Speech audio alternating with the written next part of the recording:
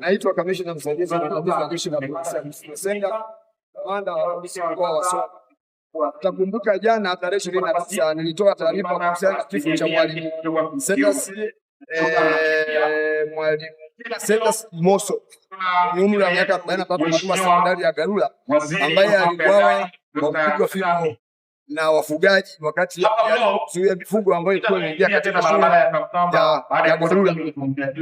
Baada ya tukio lile, tunaendelea na operation ya tukio, na jana ile paka jana tulikuwa tujakamata mtu yoyote, lakini kutokana na taarifa njema za wananchi ambao hawapendi uhalifu, kupata taarifa baadhi ya watuhumiwa ambao walikuwa wamekimbia usiku wa kuamkia leo warudi kwenye majumba yao usiku wa manane, na sisi tukapata taarifa na tukafanya operation kali na watuhumiwa wanne wameweza kukamatwa.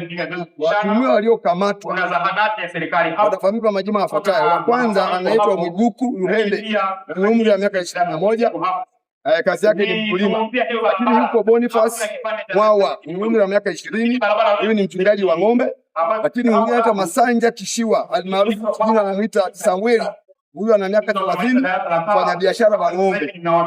Na Luhende Melani huyu ana umri wa miaka 19, wote ni wakazi wa kijiji cha Swela ambapo inatokea mauaji kijiji cha Ifuko na wilaya Songwe.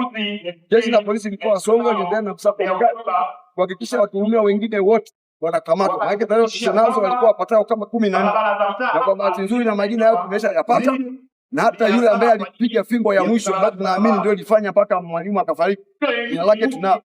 Kwa hiyo niwaombe ndugu zangu wananchi waendelee kusaidia jeshi la polisi kutupatia taarifa wale wote waliohusika na tukio hili wawekwe mbaroni na hatua stahiki za kisheria ziweze kuchukuliwa, ikiwa ni pamoja na kufikishwa mahakamani.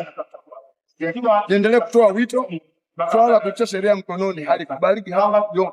Kuna matatizo yametokea, toeni taarifa kwa viongozi waliopo katika maeneo. Jeshi la polisi tupo na si kufanya vingine ambavyo kinyume na sheria ambazo zinataka.